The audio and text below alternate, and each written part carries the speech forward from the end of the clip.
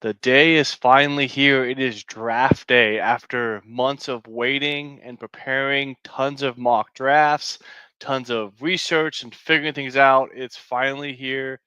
Welcome to JK Sports 7. I'm Joel. That's Kevin. We're going to kind of get you ready for tonight's draft, kind of go over what we think. I posted my final mock draft last night, so check that out.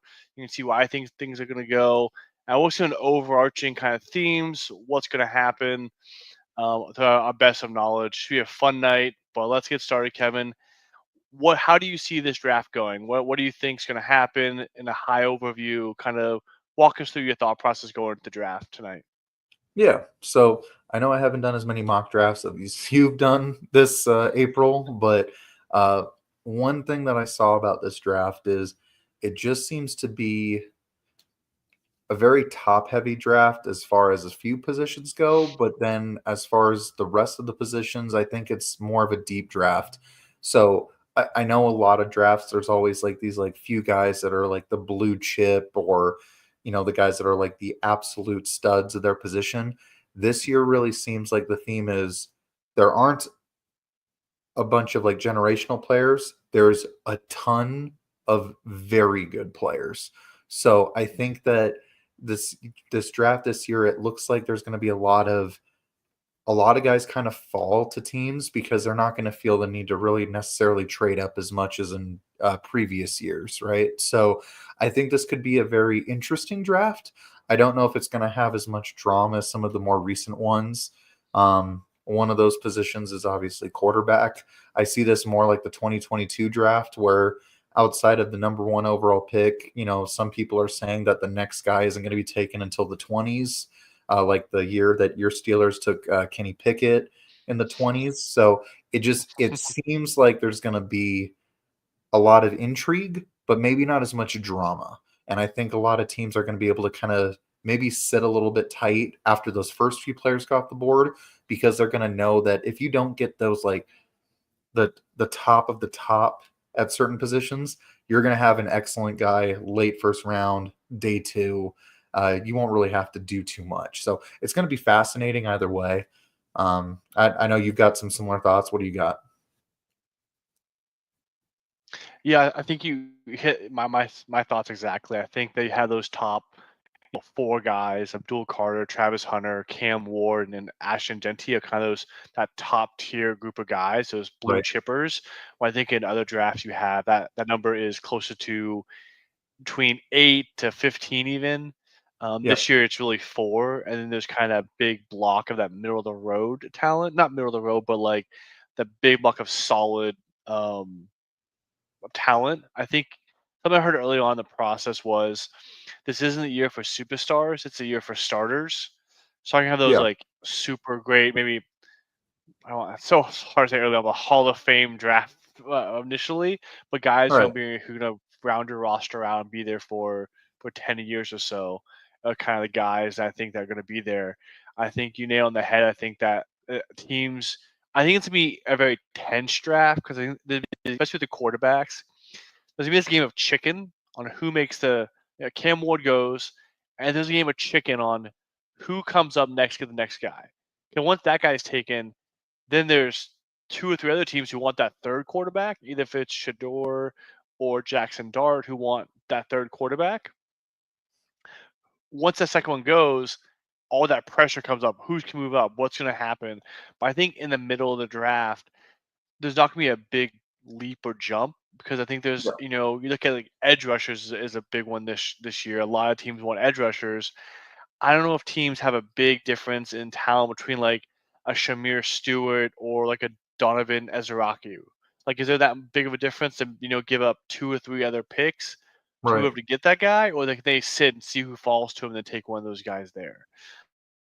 And kind of compound that with that kind of not super not super depth there. The over under bets of 2.5 on a lot of different positions and things that are going to happen kept popping up. So I kind of want to get your thoughts on it. Looking at the first round, Yeah. I think the first round is always more interesting because the bigger name players. But I think the second round is going to be way more interesting to watch. I'm very excited about night two. I think there'd be more trades and adjustments there because a Absolutely. lot of guys there that people really like and want to grab those guys there. But Well, two and a and half is the number we're going to talk about. Kind of dive into that. So we'll start with the big position, quarterbacks. Do you see more than 2.5 quarterbacks being taken in the first round? so, and just following up on what you just said, another reason that day two there's going to be a lot more trades is because it's not going to cost as much either, right? So Mm-hmm. you're not going to have to worry about giving away the farm if you want to move from 40 to 36, as opposed to if you want to move from 10 to 6, that's going to be a massive haul. And I think that Yeah. a lot of the teams at the beginning of the very top of the draft, because there's only a few, if you could call it S tier Mm-hmm. players in this draft, I think the King's Ransom at the very top of the draft is going to be a lot more expensive than in previous years. So after those first few guys go, I think it's going to be kind of quiet as far as trades go. But back Mm-hmm. to your prop bets, what we were talking about, you said 2.5 on the quarterbacks. Mm-hmm. My thought for the longest time was I would take the under, but now, day of the draft, I would take the over. Now, the over, I have it at exactly 3. I don't think it's Mm-hmm. going to be more than that. But the reason I think that is because obviously Cam Ward's going number 1 to the Titans. I said for a long time that I thought the Giants were going to make a move for Cam Ward and try to move up from 3 to 1. And it looks like around the time of the combine, there was a lot of talks there. They just couldn't hammer out a deal. But by that time, the Titans were really starting to fall in love with Cam as well. So I think that while that didn't happen, I still think Cam Ward's the first pick. After that, though, I actually think the the interesting thing about this draft is I think that while Milroe's been invited to the draft, and maybe he's like a sleeper, like Lamar Jackson esque kind of move, where maybe a team moves up with the Eagles or the Chiefs into the 30s to get him.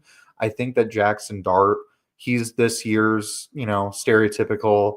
Oh my gosh, look at the guy at the combine who suddenly did all this stuff, and oh my gosh, like people Mm-hmm. falling in love with his arm kind of thing. It reminds me of Zach Wilson when he was coming out of BYU and he's the number 2 pick in the entire draft. And it's because he just suddenly it was just like all people could talk about was his arm strength. So I Yep. feel like between Ward, Sanders, and Dart, I think it's going to be those 3. And then with the wild card being Milroe, just because he was invited to the draft. And I feel like the reason he was invited is because Mm-hmm. maybe there's a team early on in the second round that's looking at Cleveland with the very first pick on day 2 and thinking, you know what, the Browns aren't going to go quarterback with their second overall pick.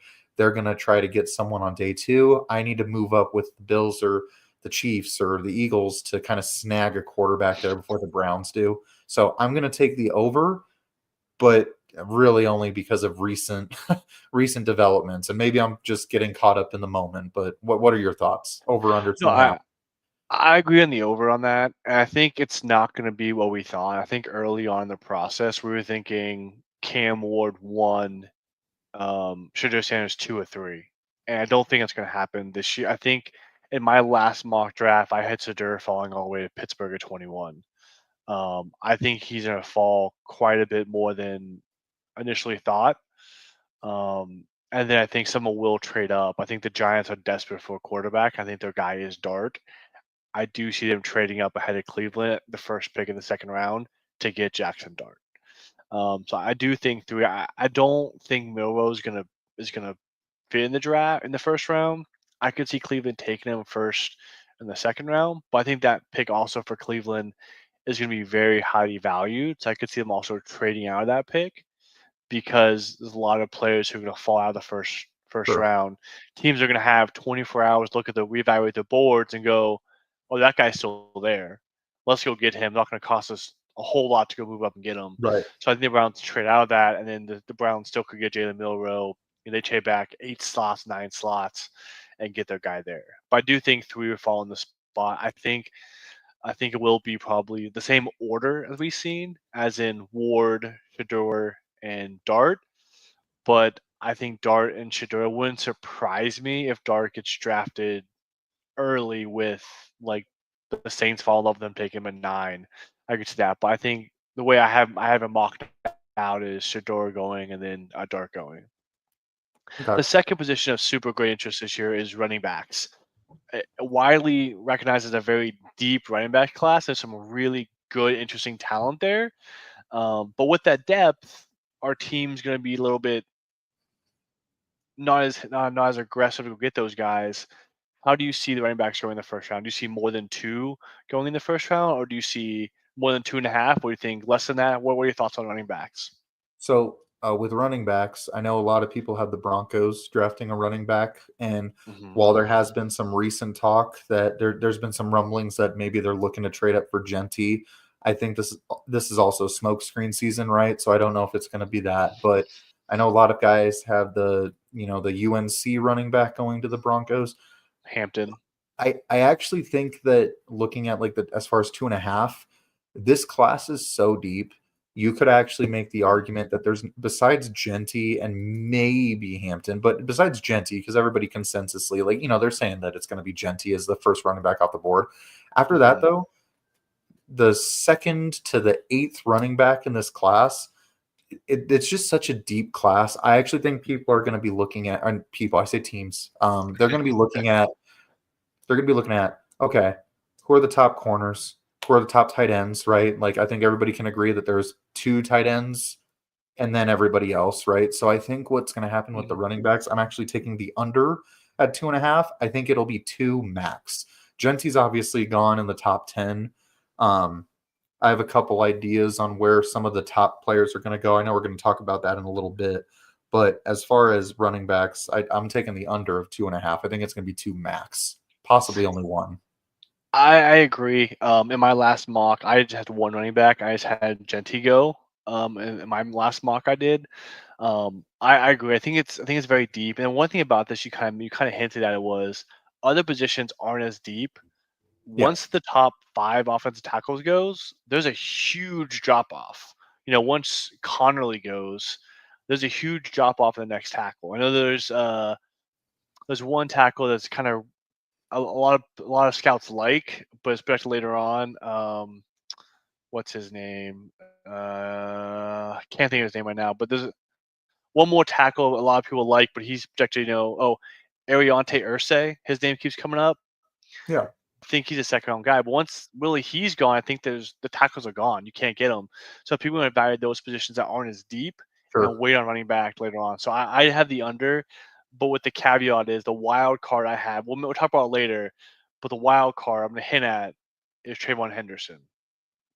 He's a wild card to me. I don't know where I could see him going early, later, but we'll touch on that. We'll touch on that later. Other skill because offense is sexy. We'll keep on offense. Wide receiver. We'll dive a little deeper here. Over 2.5, and then if you have the over, what other guys you think are going to go? Wide receivers go in the first round. So I have the over by a long shot, and the reason for that is you have McMillan, who he's projected as anywhere between top 10, top 15.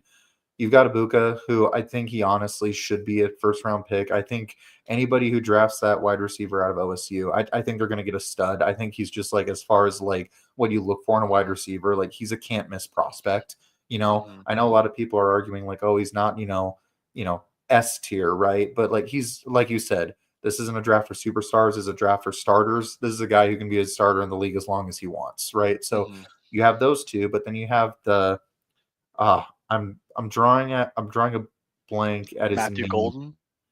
No, I wasn't even thinking Golden. I was thinking is he from Iowa or Missouri? Do you know who I'm talking Luther about? Burden. Yes, Bert. Yes, that was the guy that came to mind third, but obviously Golden. But um, I've seen so many different wide receivers get mocked to the Broncos, and it seems that besides McMillan, who's going to be gone long before the Broncos are picking, I've seen the Broncos getting all three of the other guys we just mentioned, right? So I Hmm. could see as far as wide receivers go, because it is such a deep class, I don't think that they're going to be gone necessarily early, but I think there's going to be a run on wide receivers. And I think because a lot of them are generally similar, I think you're going to see quite a few wide receivers go in the first round because there's not necessarily a massive drop off, but it is a deep class. And I think that there are going to be some teams like, the Steelers, like, wouldn't you love it if, you just got DK Metcalf, you have George Pickens. What if you guys get a Buka, right? I know you guys have to solve the quarterback thing, but the fact that you guys can sit at 21 and you could get quite possibly a top 10 talent, not because like last Mhm. year there's a run on quarterbacks, but because certain positions are so deep that there are going to be great players that fall. So wide receiver, I'm taking the over by a lot. I also have the over, not by a lot. I think there's f- three three good guys, but I think the value running at wide receiver is going to be in the second round. I think where the real value is like a Jalen Noel, Jalen Royals, Jaden Higgins is a beast. I love Jack Besh out of TCU. I think he's going to be fantastic. Tez Johnson. I think there's a lot of even Horton. I'm seeing a lot of things about. There's a lot of value in there, but I think there's a few top guys: McMillan, Golden. I think Abuka is the guy who's going to be the third guy there. I think you look at the end of the first round. The Texans, the Commanders, those teams make a lot of sense for Abuka to fall to hit. So I think there'll be two. Now, at my last mock draft, I had McMillan very, very high. I don't know if you've seen it yet, but I have him at number 5 to Jacksonville. Okay. So with him going so early, I think that I love Matthew Golden. I think he's a fantastic player. So I view 3 going in the first round. I could see Ibuka being a Texan and meeting up with a former OSU quarterback in CJ Stroud. I could see that. That makes too That's much why. sense. Yeah, I think that's a great fit. I think if he's there, you're gonna see CJ Stroud pounding the table. Give me my guy. Give me my guy. Well, and then Um, not only that, they just Stephon Diggs didn't resign with them. He's with Drake May in New England now, so mhm. there's definitely a need there. I know they've got Nico Collins, and then was it Christian Kirk. Dell? Was it Dell who just got really hurt again? Yeah, Is Dell that got hurt. He okay? he got hurt really bad. They brought in Christian Kirk, but Christian Kirk's coming off a big injury last season, so Right. not sure we can go with him. Emeka Buka is a slot guy, so he can kind of fill in for Tank Dell, and then Tank Dell can kind of work way back in slowly. Yeah. I love that, Matt. I love that connection right there quite a bit. The last one, trades are always fun. I think we all mock tons of trades happening. You guys probably saw my all trades accepted in mock draft where I didn't even draft about 9 picks because the CPU kept trading. That's not going to happen here. But how many trades do you see, and do you have any foresight of what teams look to come up for those trades? So for me, I think there is going to be the over on 2.5. I don't think it's going to be over by a lot. If I had to guess, I would put the number at 3. Because what I think is going to happen is, and we were going to talk about this in a little bit, actually, probably coming up here, but I think, like we talked about, there's a couple guys that are worthy of a trade up, right?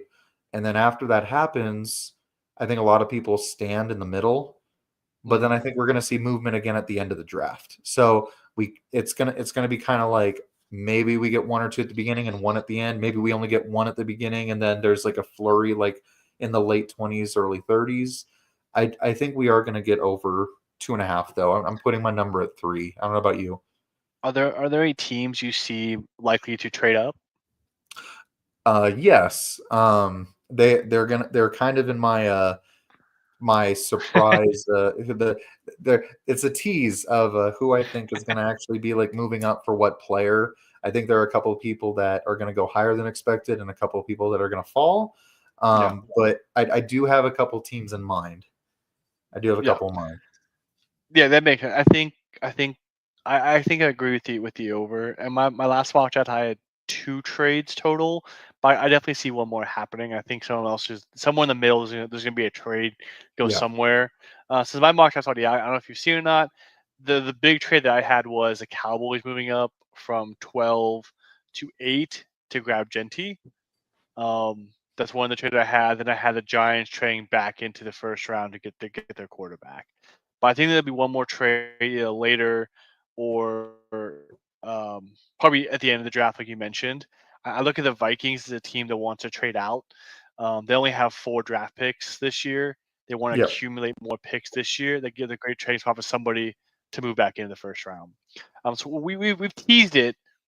You gotta give me the full thing, Kevin. All right. What are these surprises? We'll end the stream with, risers and fallers, but kind of give me your wild cards or surprise you think is going to kind of happen in the draft. So one thing that I think is going to happen is this is kind of my as far as it kind of is a little bit of a riser faller combo meal here, and there's Okay, probably a makes trade sense. involved. But I think the second quarterback off the board is actually going to be Jackson Dart, and I think he's going to be a New Orleans Saint. Okay. Um, so that it's kind of it's a secret that seems to be leaking out a little bit. And again, we are in the season of lies right before the draft. This could completely be a falsehood that was, manufactured. But I've seen a couple things that the Saints have kind of liked Jackson Dart since like February. And I think they're the team that, especially with everything that's going on with Derek Carr being hurt and now probably not going to play the rest of the year, they have a new quarterback. I'm sorry, not a new quarterback, but they have a new head coach in Kellen Moore, who's probably looking to make a splash. I think that they're looking at Jackson Dart as a little bit of a, maybe like a little bit of a gunslinger there. Get the guy from Old Miss, have him just slide over to Louisiana, keep the Southern boy in the South. And I think that Jackson Dart's going to be the second quarterback off the board. I think that's going to shock a lot of people because Shadur, everybody's argued whether or not he would go 2, 3, 21. Not a lot of people have been seeing him as the third quarterback off the board. Hmm. So, because of that, with Jackson Dart going at 9, I think the Saints are going to be the team that kind of like pulls a Falcons this year, where you don't think that they're going to draft a quarterback. It's not going to be as shocking as the Michael Penix pickup because the Saints didn't just sign Kirk Cousins to, I don't know, $100 million in free agency.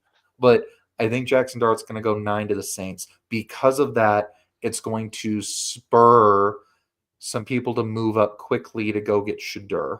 Because I think that while the Bears don't need a quarterback at 10, and the Cowboys don't need a quarterback at 12. Like you have some teams there that depending on who else is available, there might be some teams looking to trade out. And I think that when Dart goes, I think it's going to cause a little bit of a potential rush for Shadur because I mean, we've talked about this a lot. I'm in Colorado and I'm a fan of a lot of the Colorado teams and I've watched Shadur Sanders for 2 years play for the CU Buffs and I'm telling you, I know he's not the most athletic. I know that there are certain things about his game that people are starting to nitpick. Again, it is draft season. Everybody's nitpicking everybody about something. But what I saw this year when the second game of the season, when they played Nebraska and that offensive line was, I mean, there were more holes in that line than a complete, like a slice of Swiss cheese, right? It was actually kind of shocking to see Shadur getting hit almost every drop back. And I have seen, and we've talked about this, I've seen professional quarterbacks run away from ghosts, right? Trevor Simeon's very famously here in Denver, he was doing well as far as, the quarterback to take over from Peyton Manning. And then there was one game, I don't recall what it was. I want to say it was a New York Giants game. I don't know for sure if that was it. And it was in the second year, but he got hit so many times it was almost like he was seeing ghosts a little bit afterwards, right? People get shell shocked when they're hit over and over and over again. Anybody would.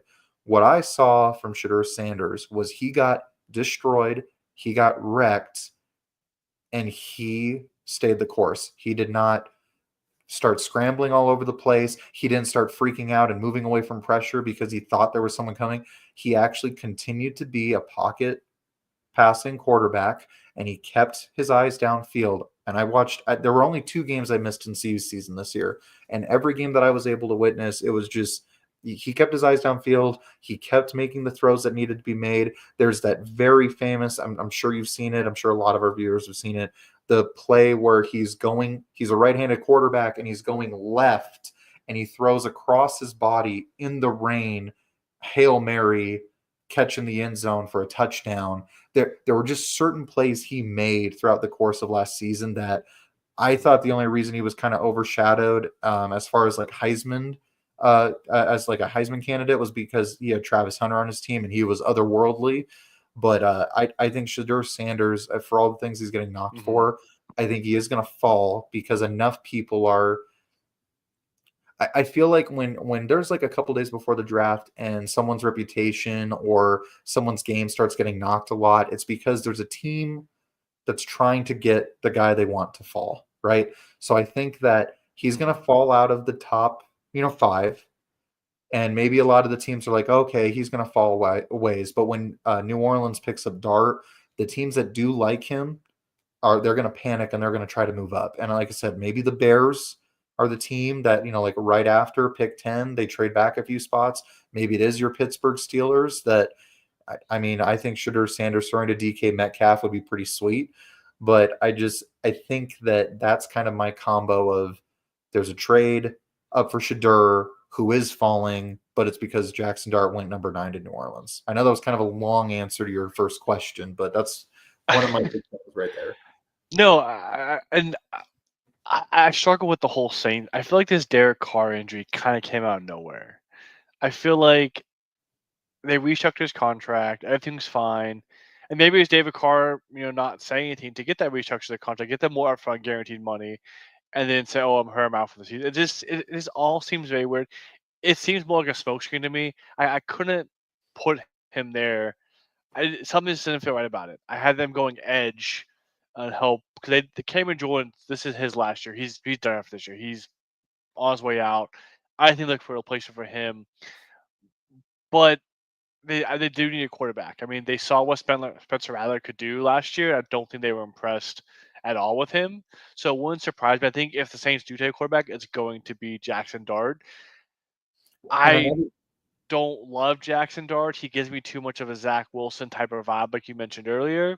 He makes me nervous. When your stock rises after you play no more games, that's I don't know. You but can't be better with not playing. Like but in the same breath, I also roll my eyes when someone's stock plummets after the games have played. Mhm. Shedeur Sanders' numbers from this last season were actually really great, right? You were. They lost their bowl game against BYU because they didn't make the college football playoff. They were kind of forgotten about, right? So Jackson Dart stock went up like Zach Wilson, and then Shedeur Sanders goes down. The one thing you have to remember, though, as far as New Orleans goes, and it's just two words, and they're Kellen and Moore, right?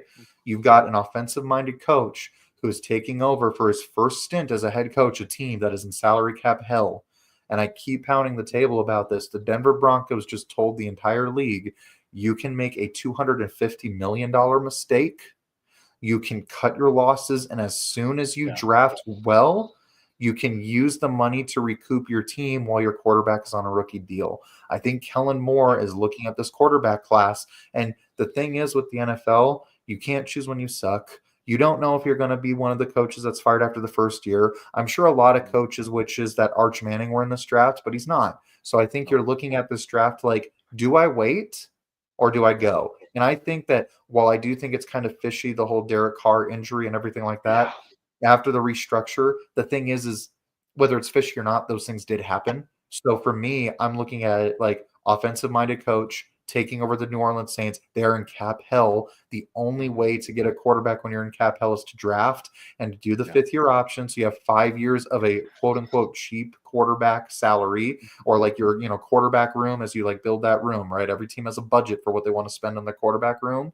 I think that Kellen Moore looks at this draft and he's like, you know what? Maybe I can wait a year. Maybe I'll be fired in a year. This team is in cap hell. At least if I'm walking in my first year, and if he's identified Jackson Dart, which it seems as if New Orleans does like Jackson Dart, they're falling in love with the combine riser, right? Mhm. But if that's the case, I think they say we're in cap hell. 9th overall, let's get Dart and let's hit a reset on our franchise. You just said Cam Jordan's going to be gone after this next year. Mhm. Maybe they get a pass rusher late in the first round if they trade back up, or just, a pass rusher in round 2 if enough of them slide, right? Or maybe you Yeah. just let Cam Jordan have his swan song, and then next year you have that rookie quarterback. You have cap hell still, so you're not going to be a big free agent spender. But then maybe next year in a position to where you can start building the team around him because you just need to hit at the quarterback position to raise all boats. That's why I think the Saints are going to do that. And it's going to be a Yep. surprise. This isn't something I thought, a few weeks ago, but the more and more that's come out and the closer and closer we get to the draft, it just seems like that's going to be the first. Well, actually not the first shocking pick. I have a different shocking pick that's going to happen a few picks before, but I really do think Dart at 9 is going to be the pick. Yeah, I definitely can see it happening. I think the surprise would be that it'd be Dart over Sanders. More than the Yeah. Saints take. I think it's become more accepted the fact that Saints take a quarterback. And the fact that's Dart over Sanders would be the big surprise there. So what else you got on the surprise front? My big surprise, and again, this is smokescreen season, so who knows if this is going to be the case. But there's one player that everybody's talked about over and over again, talked about trade ups, talked about who he would be a fit for, yada yada, and it's Ashton Genty, right? Mm-hmm. I don't think I think this is going to be very similar to the Ezekiel Elliott year where he went number 4 overall. I know a lot of people have said, Genty to the Cowboys. Genty to the Bears at 10. Genty to the Raiders. Give Pete Carroll his second Marshawn Lynch. Mm-hmm. I think Ashton Genty is a Jacksonville Jaguar at number 5. And I think Yep. everybody that's going to be the first domino that everybody's just kind of like shell shocked. The Raiders aren't expecting it. They think they have the opportunity to get someone like that at 6. And I think what happens is the Jaguars look at Trevor Lawrence, who they've invested a lot into. They've kind of let some of his offensive weapons go.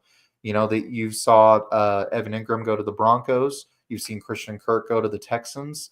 But then they have a new head coach, and it was the offensive coordinator for Tampa Bay. Tampa Bay has Baker Mayfield and a lot of great receivers. Mm-hmm. But the thing that they just hit on was Bucky Irving, and they just hit on a rookie running back that provided a spark. And this offensive coordinator just used a rookie running back to take pressure off of his quarterback. I think he's going to Jacksonville, and Tank Bigsby's fine. And I just think that he's going to look at the board and he's going to be like, I don't want a wide receiver here. I want to kind of reestablish the backfield a little bit. And they're going to look at Ashton Genty as a blue chip absolute stud of a pick, and they're going to look at that like, you know what?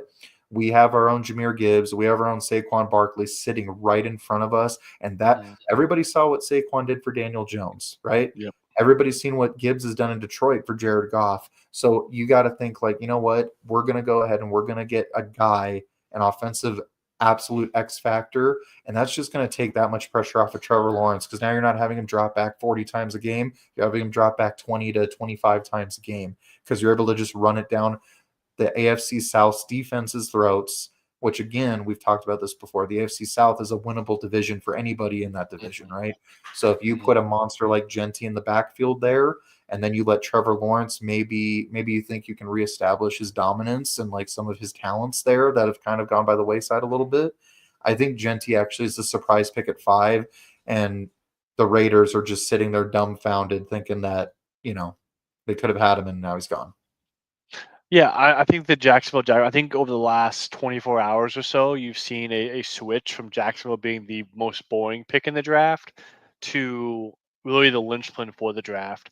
I think there's a kind of a toss up between McMillan and Genty kind of as the consensus of what's going to happen in that 5 pick. I went with McMillan. I think you helped Trevor Lawrence get a big, tall receiver there.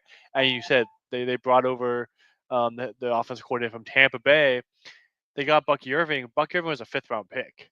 He wasn't an early pick. I think that they look like we can run back a little later in the draft, and not have to spend a 1st-round pick, and they get the big tall receiver to help out Trevor Lawrence and get the running back a little later in the draft. I think there's more depth there for later on. The only reason that I push back a little bit on that pick is that my fantasy football pick from last year, Brian Thomas Jr., he's still the number 1 wide receiver for Jacksonville, right? And I know that Christian Kirk and Evan Ingram just left, but I think that was more of a philosophy change of, look, we did the whole, hey, Trevor Lawrence, here's a bunch of weapons to throw to, but you don't really have much of a running game. And look what happened. I actually look at it like, but I think they missed that big, tall statue guy. McMillan's 6'4". Christian Kirk is not that big, tall guy. They haven't had that big, tall, dominant receiver yet. Like Trevor Lawrence had in college. He had bigger receivers there to throw to. I think that this gives them that guy to kind of make him the best he could be. He And can be. it would be a great pick either way, whether it's McMillan or whether it's, NT. Genty. Yeah. I think either pick would Yeah. help Trevor Lawrence a lot. Brian Thomas is 6'3", 209 pounds. So he's not a Big guy. Okay. small wide receiver by any means, but it's one of those, what do I think the new offensive what do I think the new offensive minded coach is going to do? And I think that everybody saw what Ben Johnson did with Jahmyr Gibbs in Detroit, and everybody saw what Kellen Moore did with Saquon Barkley. So what I'm Mhm. thinking is, I think a lot of these new coaches that happen to be offensive-minded coaches, I think they're looking at their peers and thinking, you know what, I can do that too. Watch this. That's why in my head, you look at the beginning of the draft, no one's talking Mhm. about the Patriots taking someone like Genty, but I'm sure they'd love to have a running back there to do the exact same thing we're talking about. Genty could go as high as 4. You know, we can go a little bit Mhm. crazier. Let's say the Giants a year late, they're like, oh my gosh, we let go of Saquon. Let's draft the next Saquon and pair him with Russell Wilson. Again, I don't think that's Yeah. going to happen, but I'm just saying that Genty is Mhm. he's such a generational talent, and you look at the teams at the very top of the draft, and you could argue that every single one needs a running back. I mean, the Browns Mhm. let Nick Chubb walk after his second injury. You could argue that Mhm. Genty could go to any of the teams in the top 10, truly. And that's Yeah. why I think that the Yeah. one that because everybody looks at mock drafts. So everybody sees that Genty to the Raiders is such a very common pick. I think it puts pressure on, if you want Genty, you might have to be above 6. So maybe the Jaguars don't even stay in the pick. Maybe they trade out of it because the Bears want to move to 5 to get Genty before the Raiders do. Mhm. And then what they could do is they could move back a couple spots and get McMillan anyway if that is their guy. Mhm. Or maybe, the Jaguars just let Evan Ingram walk.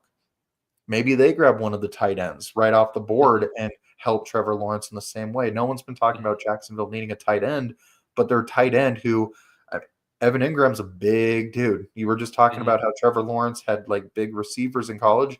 Evan Ingram was that guy. They let him walk.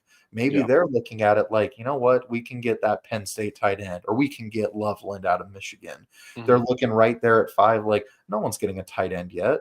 We can move Mhm. back a couple spots, let people go up for Genty, and then we get the tight end before the Colts get him at 14. Mhm. I do think that regardless, though, I think Jacksonville, it's an offensive guy. Whatever they Yeah. choose, I think it's offense. I agree. And kind of talking one of my guys have. I think Genty's actually going to fall a little bit. And my mock, I had him fall all the way to 8. I don't think the Raiders are going to grab him. I think the Raiders are going to go a different direction if he's there. I think the Raiders are go offensive line, not go Genty. Um, I just think they need offensive line more. I think with the depth of the running back class, they get some more later on.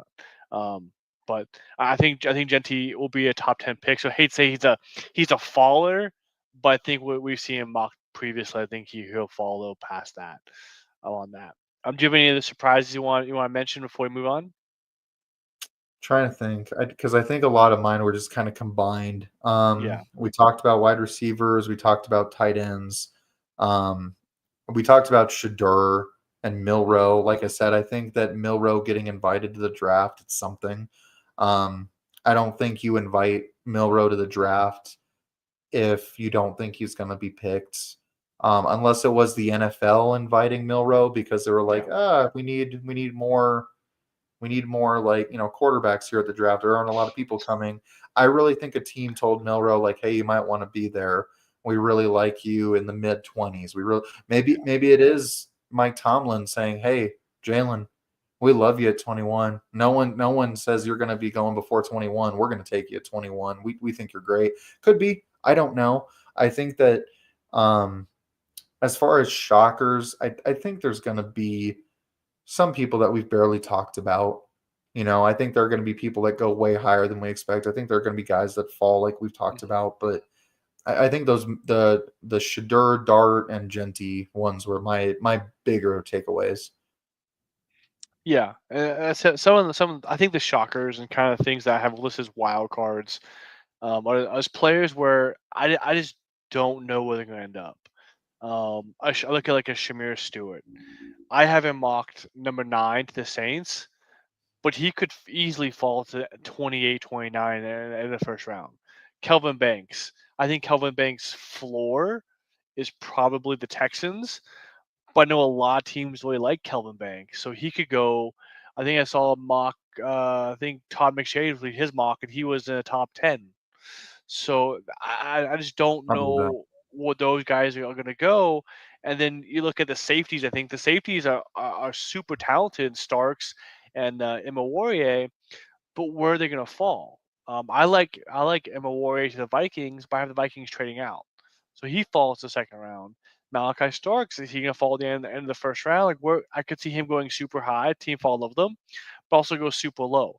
These guys, I just can't pinpoint where I have them going, and so those are my kind of wild cards I have in my mind. There's talent, but I think they're team dependent on how they view that talent and where they're going to go on that.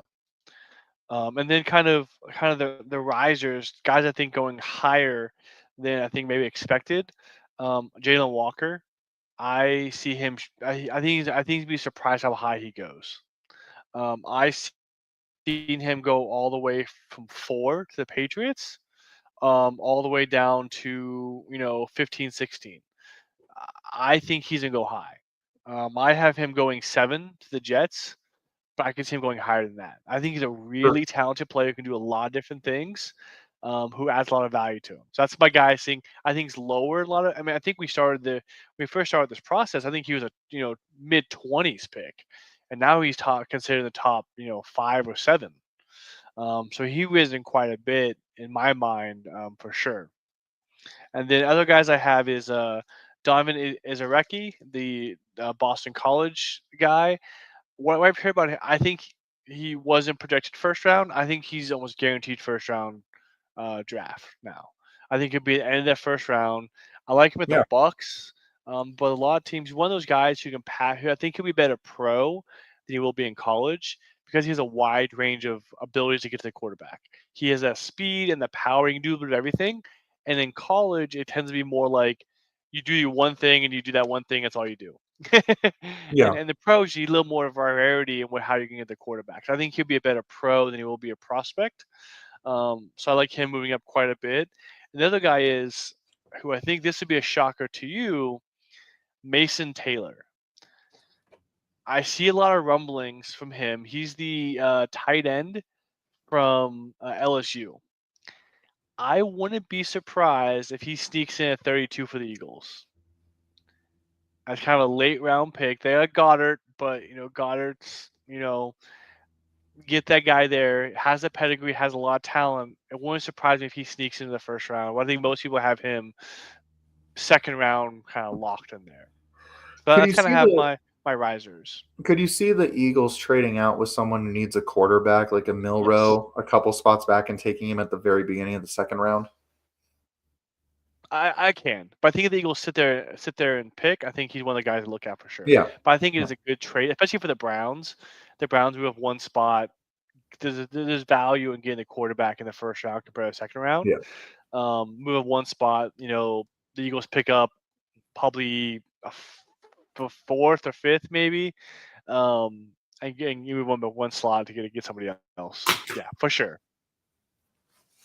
Not, I mean, you make a lot of good points, and I think that kind of like ties in what we said at the very beginning of this is that we don't think there's going to be too much drama, but it's going to be a really tense draft because there's going to be a lot of guys that fit a lot of different teams. I was listening to one analyst today that was talking about the Broncos, and this guy, Darren McKee from Altitude Sports Radio, he asked Jeff Lakewold of ESPN, like, "Hey, the Broncos can't really mess this up, right? Like, as far as like the depth of the positions of need, whether it's wide receiver, whether it's tight end, whether it's running back, whether it's defensive line, there's a lot of guys that are going to, at least a lot of mocks, there's going to be a lot of options there at 20. And so I think that I think that a lot of teams are probably feeling that way, is that they probably have a couple different positions and a couple different players that they would like, and then they're just going to wait and see who's there for them. I don't think it's going to be a high drama, high trade draft, at least in the first round, but I think it's going to be something where a lot of people are waiting for dominoes to fall. You see this every draft where there are runs, right? You see a run on tackles, you see a run on wide receivers. Yep. I think that's going to be especially true for this draft because teams are wait. But if you have like 3 wide receivers that you really like and one goes, you're going to be kind of watching it. And then if the second one goes, you're going to try to go get that third guy right away. Yep. But I I think think the a lot run here would be on edges. I think edges is the position that they made a big run on, and tackles as well. There's not a whole lot of them, so people are going to kind yeah, of try to jockey to make sure they get the guy they need in the first round. I see that. So let's end it this way. You have 30 seconds on the clock. Give me best case. Give me 3 players. Best case scenario for the Denver Broncos. Who are those 3 guys? If they're there, I'm gonna give you 3 of them because obviously some variability. Who's going on the board? 30 seconds. Broncos on the clock. Give me your 3 guys. All right. I think this whole time I've been talking about the Broncos. I've been talking about they need some offensive firepower. So as far as who I'd want, if it was a running back, I don't think Gentile would be there. So I'd take Hampton out of UNC. If it's a tight end, I don't think Warren's going to be there. I also don't think Loveland's going to be there. But out of the 2 of them, I think Loveland's the one more likely to fall. So I'd say Loveland would be a good pick. And as far as wide receiver, McMillan won't be there. I don't think Golden will be there. I think he's going to go a little bit higher. But I do think that Ibuka will be there. And like I said, I think he'd be a great fit anywhere. I think he's just a solid wide receiver. And I think he'd just immediately be a starter on your team and it would help going forward. So it would be my 3 would be Hampton, Loveland, or Ibuka.